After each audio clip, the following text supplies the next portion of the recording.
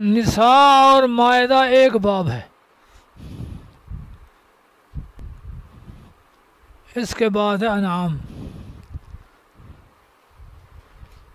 پہلی صورت یہود، دوسری نصارہ مائدہ، تیسری نساء اور دوسری آل عمران، تیسری نساء اور مائدہ، یہ اقوام عرب کے لیے۔ آگے سورہ انعام ہے۔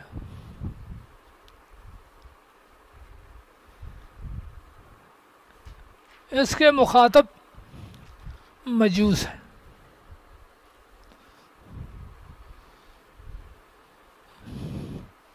مجوس جو ہندوستان، چائنا، روس اس میں ہے۔ باطل کا ایک پلیٹ فارم نہیں ہوتا، تو یہ کہتے ہیں کہ اللہ تعالیٰ نے نور اور ظلمت، یہ دو چیزیں ہیں، کائنات کا خالق یا نور ہے یا ظلمت ہے۔ شر پیدا ہوتا ہے ظلمت سے، خیر پیدا ہوتا ہے نور سے۔ اللہ نے اس کا جواب دیا جعل الظلمات والنور، کہ ظلمات و نور تو مخلوق ہے۔ یہ علاقہ کیسے بن گئے؟ اس پر پھر اس صورت میں عقلی دلائل ہے۔ انعام میں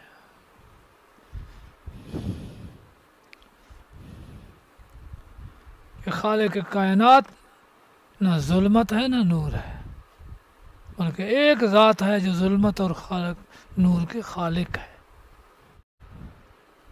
پرانے سائنسدان ہیں، انہوں نے قیاس دوڑایا کہ کائنات کو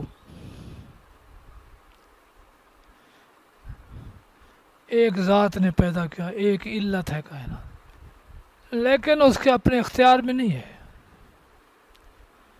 بغیر اختیار کے ایک علت سے معلول پیدا ہو گیا۔ ایک سے صرف ایک بن سکتا ہے، دو نہیں بن سکتا۔ تو اس سے پھر عقل اول بنا۔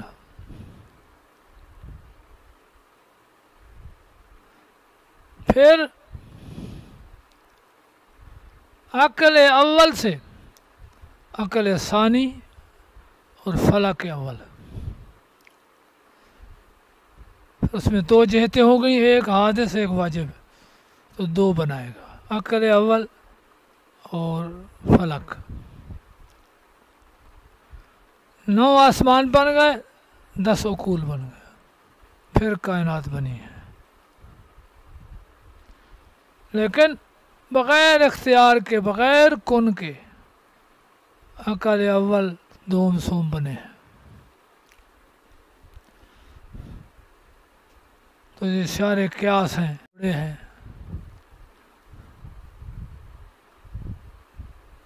اللہ تعالیٰ کن سے سب کچھ بناتا ہے۔ علامہ اقبال نے انور شاہ صاحب کو سوال لکھا کہ جہان کی ابتدا کیا ہے؟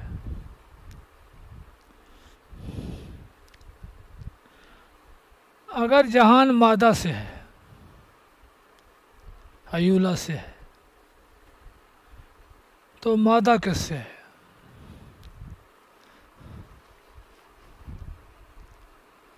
قانون ہے خالق کوئی چیز پیدا کرے تو اس کے سامنے مواد ہو، عدم سے وجود نہیں بنتا۔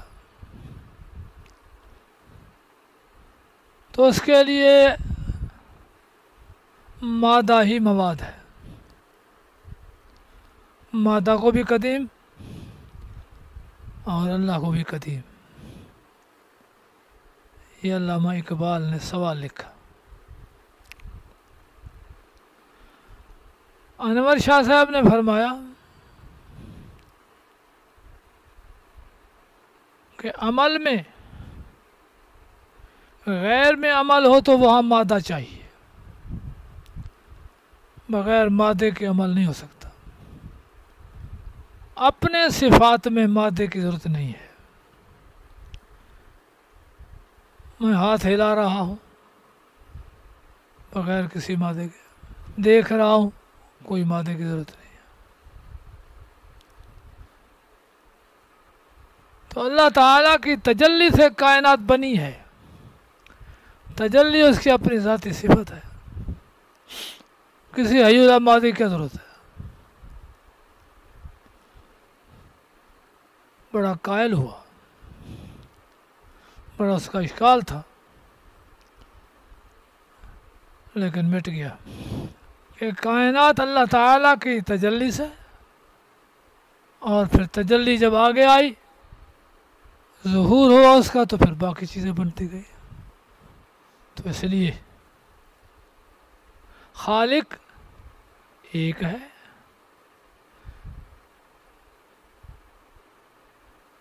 اس کی اپنی صفت تجلی، وہی باعث ہے کائنات کے بننے کا۔ اگر اس کو کی تطبیق دی جائے کہ ان اول ما خلق اللہ نوری، کہ بے شک سب سے پہلے اللہ نے میرے نور کو پیدا کیا، اور اس نور سے تجلی مراد لی جائے کہ اللہ کی تجلی سے میں آیا ہوں اور مجھ سے کائنات بنی ہے، تو ممکن ہے۔ بہرحال سورہ انعام مجوس کی طرف رخ ہے، دلائل عقلی ہے۔ بقرہ خطاب یہود کو، آل عمران خطاب نصارہ کو، نساء اور مائدہ خطاب اہل عرب کو، انعام خطاب مجوس کو، آگے اعراف، یہ ساروں کو خطاب ہے۔ فَلَنَسْأَلَنَّ الَّذِينَ أُرْسِلَ إِلَيْهِمْ وَلَنَسْأَلَنَّ الْمُرْسَلِينَ۔ سارے انسان مکلف ہو، نبی بھیجے ہیں، نبیوں سے بھی سوال کریں گے، تم سے بھی۔ لہذا کوئی انسان دنیا میں آزاد نہیں ہے۔ یہ کہتے ہیں انسان آزاد ہے، مرضی جو کچھ کر لے، ایسا نہیں ہے۔ پھر اس کا حوالہ دیا کہ اعراف ہے، بہشت ہے، دوزخ ہے۔ کوئی بہشت میں ہوں گے، کوئی دوزخ میں ہوگا، کوئی اعراف پہ ہوں گے، مکلف ہیں تو اس طرح ہوگا۔ قُلْ يَا أَيُّهَا النَّاسُ إِنِّي رَسُولُ اللَّهِ إِلَيْكُمْ جَمِيعًا الَّذِي لَهُ مُلْكُ السَّمَاوَاتِ وَالْأَرْضِ لَا إِلَٰهَ إِلَّا هُوَ يُحْيِي وَيُمِيتُ فآمنوا بالله ورسوله النبي الأمي الذي يؤمن بالله وكلماته واتبعوه لعلكم تهتدون۔ لوگوں میں سب کا رسول ہوں۔ پہلے جتنے رسول آتے رہے ان کی امتیں مخصوص رہی، یہود ہو، نصارہ ہو، مجوس ہو، قریش ہو، مشرکین ہو، سابعین ہو، انی رسول اللہ علیکم جمیعا، میں سب کا رسول ہوں۔ لہذا میری باتوں کو سنو اور پھر سنو تاکہ کہیں دوزخ میں نہ جا کھڑے ہو جاؤ۔ اب یہود کا ایک کلمہ ہے، کوئی پرواہ نہیں، اللہ ہمیں بخش دے گا۔ فرمایا بخش دے گا، تو پھر ہفتے کی تعظیم میں خلل ڈالا تھا، تو اللہ تعالیٰ نے فرمایا کونوا قردۃ خاسئین۔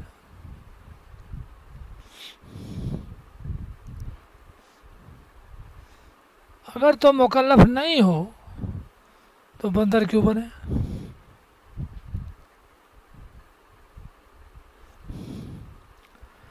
خالف من بعدہم خلف وارث الکتاب، صفحہ 273۔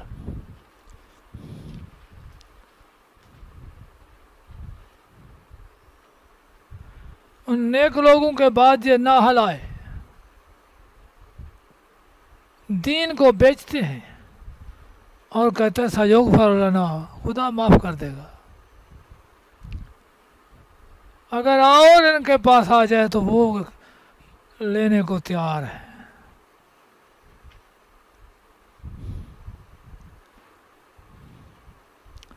اگر معافی مل سکتی ہوتی تو تمہارے اوپر پہاڑ کیوں کھڑا کیا گیا؟ سیغفر لکم، بس معافی ہے۔ اللہ تعالیٰ نے آدم علیہ السلام کی پیٹھ سے ساری اولاد کو نکالا اور انہیں اپنے آپ پر گواہ بنایا کہ الستو بربکم، میں تمہارا رب ہوں؟